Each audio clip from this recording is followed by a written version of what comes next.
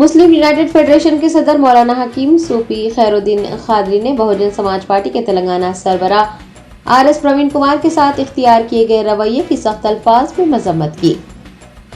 मौलाना हकीम सूफी ने पार्टी दफ्तर में एक प्रेस कॉन्फ्रेंस को मुखातिब करते हुए कहा कि आरएस प्रवीण कुमार पर रकम चोरी करने का इल्जाम लगाया जा रहा है। उन्होंने याद दहानी करवाई कि माजी में उत्तर प्रदेश में समाजवादी पार्टी के रहनुमा आजम खान पर भी भैंस चोरी का इल्जाम लगाया गया था। आवाम को ये समझने की जरूरत है कि यूपी हुकूमत और तेलंगाना हुकूमत, बीजेपी और बीआरएस दोनों में कोई फर्क नहीं है। उन्होंने बीएसपी तेलंगाना सरबराह आरएस प्रवीण कुमार के खिलाफ और उनके फर्जंद के खिलाफ हुकूमत की जानिब से इख्तियार किए गए मौक़िफ़ की सख्त मजम्मत करते हुए कहा कि पार्टी अक़लियती नुमाइंदों के तेलंगाना में कदम जमाने से खौफजदा है। अक़लियतों के लिए लड़ने वाली जमात बहुजन समाज पार्टी के तेलंगाना में सरगर्म होने पर तेलंगाना हुकूमत को अपनी शिकस्त का अंदाजा हो गया है। मौलाना सूफी खादरी ने आंध्र प्रदेश के एक रिहायशी को एमएलए टिकट देने पर वज़ीर आला केसीआर पर नुक्ताचीनी की और कहा कि केसीआर मुकामी लोगों को मौका नहीं देना चाहते, वो खुलेआम अक़लियतों के साथ दुश्मनी कर रहे हैं। मौलाना सूफी खादरी ने मीडिया के जरिए तेलंगाना की आवाम से बीएसपी को अक्सरियत से कामयाब बनाने की अपील करते हुए इलेक्शन कमीशन से दरख्वास्त की है कि वो तेलंगाना असम्बली इंतखाबात के खुसूस में रियासत में धांधलियां करने वालों के खिलाफ ख्वाह वो किसी भी जमात से ताल्लुक़ रखते हो सख्त से सख्त कार्रवाई करे।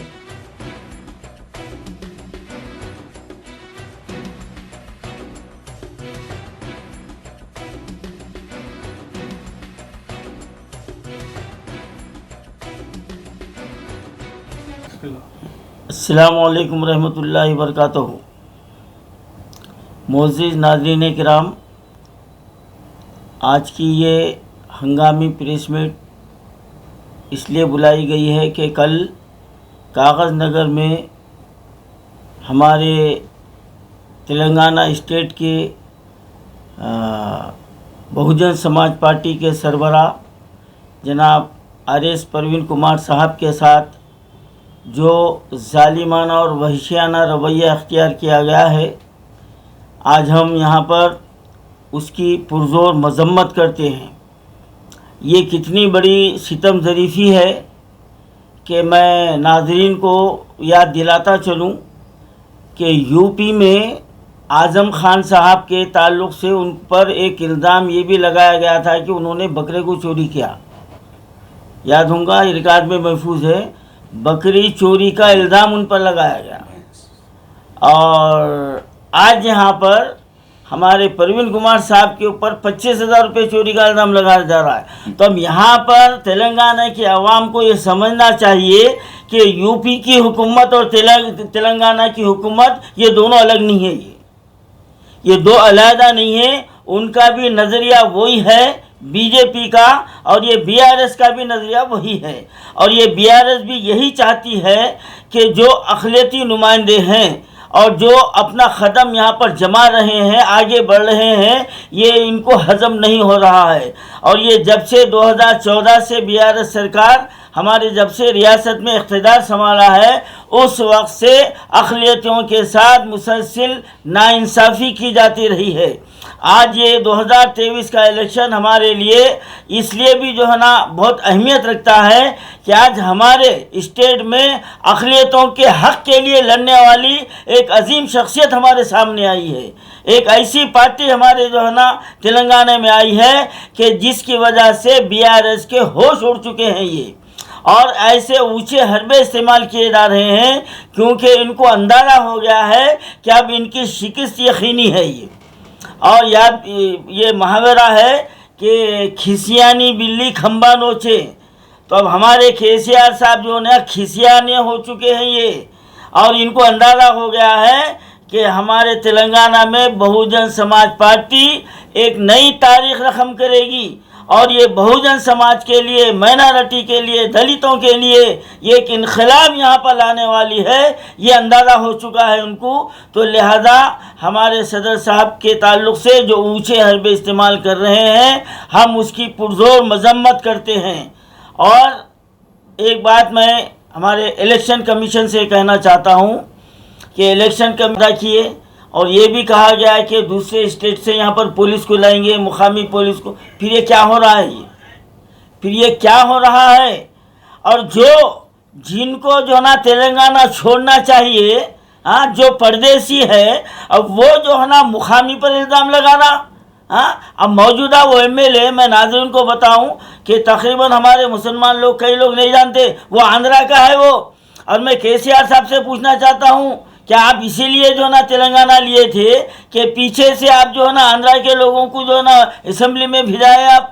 तो फिर हमारा पहला मुत्तहिदा आंध्र प्रदेश अच्छा था, आपको लाने का कौन सा फ़ायदा हुआ? तो यहाँ पर दरे पर्दा आपकी ये साजिश भी समझ में आ रही है कि आप मुकामी लोगों को और बिलखुसूस माइनॉरिटी को और मुसलमानों को आप जो है ना मौका देना नहीं चाहते। आप जो है ना दरे पर्दा खुली हमारे साथ मुखासिमत कर रहे हैं, दुश्मनी कर रहे हैं। इसका खुमियाजा तो बीआरएस सरकार को जो ना भुगतना पड़ेगा। इनकी बड़ी तवील लंबी फेरी से नाज़रीन जानते हैं कि मैं इनकी कितने फेरी से बयान किया हूँ, अभी कर सकता हूँ। लेकिन आज के हंगामी हमारा प्रेस मीट परवीन कुमार साहब के साथ जो ज़्यादती की गई है और उन पर 307 का जो केस लगाया गया है, उनके बच्चे पर इल्ज़ाम लगाया गया। अरे मासूम बच्चा है साहब, पीएचडी का जो है ना वो स्टूडेंट है, और इतना सीधा साधा बच्चा है, वैसे बच्चे पर जो ना इल्ज़ाम लगाए जा रहे हैं। अरे जुल्म की इंतहा हो गई। केसीआर समझ जाओ, खैर अब तुमको संभाल के जो ना तुम्हारे को रखना नहीं है। अब 3 तारीख को तुम्हारा अवाम जो ना जो हशर करने वाली है, तुम सोच नहीं सकते। मैं तमाम तेलंगाना के अवाम से मैं अपील करता हूँ कि 30 तारीख को आप केसीआर के खिलाफ जो ना वोट का इस्तेमाल कीजिए और नए तेलंगाना में उभरता हुआ जो सूरज निकला है बीएसपी की शक्ल में, आप इसको जो है ना अक्सरियत से कामयाब बनाइए।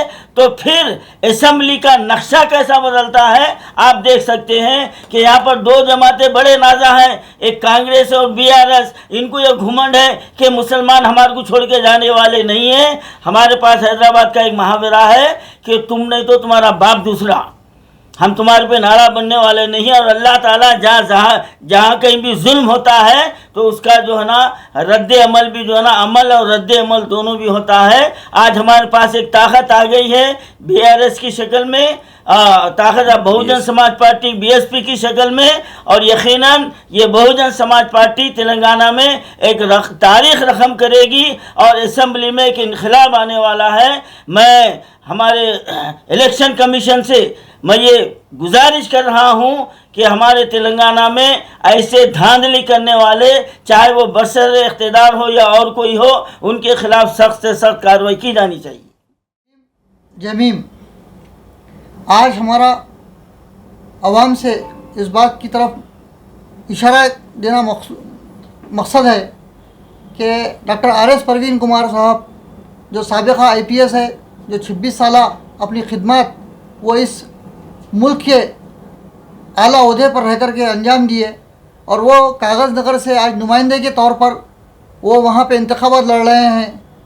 वहाँ पर बीआरएस के मौजूद एमएलए कोनरू कोनप्पा के जो है ना मजालिम और वहाँ पे जो गुंडा राज है उसकी एक जीती जागती तस्वीर जो ना कल सोशल मीडिया के ज़रिए, परवीन कुमार साहब के मैसेज के ज़रिए और आज अखबारात के ज़रिए हमारे इल्म में आई है, जहाँ पे डॉक्टर आरएस परवीन कुमार साहब पर यानी कि इक़दाम क़त्ल यानी 307 का मुक़दमा लगाया गया है, 394 डकैती का मुक़दमा लगाया गया है, और उन पे इल्ज़ाम लगाया गया है कि वो कोनरू कोनप्पा के ड्राइवर के 25,000 रुपये लूटने की कोशिश किए, और उनके जो बेटे जो पीएचडी कर रहे हैं इकनॉमिक्स में दिल्ली यूनिवर्सिटी से, उन पे भी ये केसेस लगाए गए हैं। तो एक साबिक़ा आईपीएस जो इस रियासत में नुमाया कारनामे अंजाम दे करके 2 मरतबा इस मुल्क के बावखार ओहदे को हासिल करने वाला अवार्डी, नेशनल अवार्डी एक आईपीएस ऑफिसर के ऊपर में इस तरह का जुल्म ज़्यादती और सियासी तौर पर इस इलेक्शन को जो ना कैंपेनिंग करने में रुकावट बनने के लिए हथकंडे इस्तेमाल करते हुए और इस तरह के केसेस बुक करने की कोशिश की जा रही है। ये क्लियरली इस बात का इशारा मिल रहा है कि बीआरएस मौजूदा हुकूमत, साबिक़ा टीआरएस हुकूमत अपनी शिकस्त को तस्लीम कर ली है। वो साफ और शफाफ इलेक्शन के ज़रिए जीत नहीं सकती, तो लिहाजा मजबूत नुमाइंदों के दरमियान और उनके रास्तों में रुकावटें पैदा करना और रास्त तौर पर पुलिस के ज़रिए जो है ना नुमाइंदों पर जुल्म करना और उनको केसेस में बुक करना और उनको इस तरह का घबरा या डर वाला माहौल पैदा करना, ये इस वक्त की BRS TRS हुकूमत की कारकर्दगी है। लेकिन अवाम का जो तूफ़ान उमंग है, अवाम के अंदर जो जज्बा है, अवाम में जो तायद हासिल है, उस तायद की बुनियाद पर हम इंशाअल्लाह 2023 के इलेक्शन हम जो है ना कामयाब होंगे और 3 तारीख के दिन कागज़ नगर से एक जश्न का माहौल इंशाअल्लाह शुरू होगा और कागज़ नगर जो बिल्कुल इस रियासत का बॉर्डर है, कोना है, उस कोने से हम जो है ना एक अपना सफ़र शुरू करके हैदराबाद प्रगति भवन जो है ना पहुँचेंगे और हम अपना जो है ना जश्न मनाएंगे। मैं तमाम लोगों को इस बात की तरफ मुतवज्जह करता हूँ कि हम अपने वोट के ज़रिए ही इस तमाम हालात का मुकाबला कर सकते हैं और अपने फ़ैसलों को अपने दिल में महफूज रखिए और 30 नवंबर के दिन अपने फ़ैसले वोट के ज़रिए इस हुकूमत को बता दीजिए और इसका जो है ना इख्तिताम ये बिल्कुल इस हुकूमत को भी समझ में आ चुका है। जय भीम, खुदा हाफिज़।